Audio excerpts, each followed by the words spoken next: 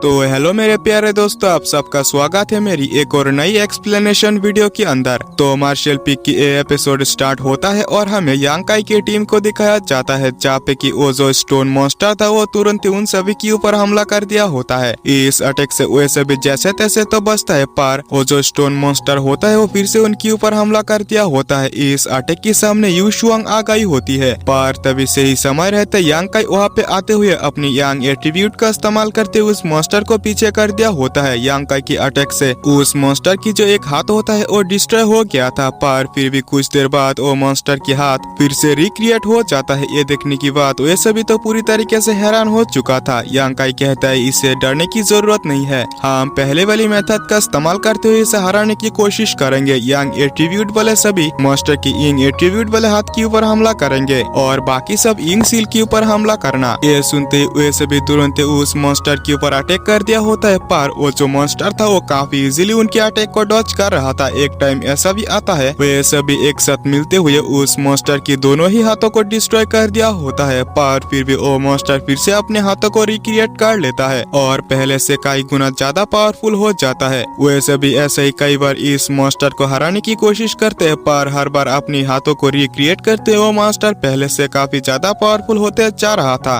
पर फिर भी वे सभी हार नहीं मानते और एक साथ फिर से हमला करने के लिए रेडी हो गए होते हैं। एक टाइम ऐसा भी आता है जब उस मॉन्स्टर से फाइट करते हुए यांकाई नीचे गिर गया होता है। ये मॉन्स्टर को चांस मिल जाता है और वो अपने हाथों से यांकाई को तुरंत जमीन के अंदर दबा दिया होता है, मानो इस अटैक से यांकाई की वहीं पे मौत हो चुका था। यू शुआंग तो ये देखने की बात काफी ज्यादा उदास हो गई होती है, पर तभी उस मॉन्स्टर की जो हाथ था वो अचानक से ऊपर उठने लगता है, मानो कि यांकाई जिंदा हो। और ऐसा ही होता है जहाँ पे कि यांकाई उस मॉन्स्टर की अटैक को अभी भी होल्ड करे रखा था। यांकाई अपनी पूरी ताकत लगाकर उस मॉन्स्टर को फिर से एक बार पीछे कर दिया होता है। यह देखने की बात वो मॉन्स्टर फिर से एक बार गुस्से में उनके ऊपर हमला करता है। वे दोनों भी इस अटैक से बचते बचते काफी ज्यादा दूर हो गया होता है, पर उसकी सभी फ्रेंड्स यांकाई से पूछता है क्या तुम ठीक हो। यह सुनने की बात यांकाई कहता है उस मॉन्स्टर ने मेरे ऊपर जिस हाथों से हमला किया था वो यंग एट्रीब्यूट वाले था। अगर वो यंग एट्रीब्यूट वाले हाथ होता तो शायद ही मैं उसका सामना कर पाता, वहीं पे कुचल कर मार चुका होता। पर वो जो मॉन्स्टर होता है वो आसपास की एनर्जी को एब्जॉर्ब करने लगता है। ये देखने की बात यांकाई कहते हैं अरे नहीं, ये तो काफी बुरा हुआ, ये मॉन्स्टर आसपास की एनर्जी को एब्जॉर्ब करते हुए पहले से ज्यादा पावरफुल हो रहा है, हमें तुरंत ही इसे रोकने की कोई रास्ता ढूंढना होगा। और वैसे भी फिर से उसके ऊपर हमला कर दिया होता है। वे सभी एक साथ मिलकर उसे रोकने में जैसे तैसे कामयाब तो हो गए होते हैं, पर इसके अटैक्स को रोकते हुए यांकाई की हाथ पूरी तरीके से शेक कर रहा था। यांकाई भी समझ जाता है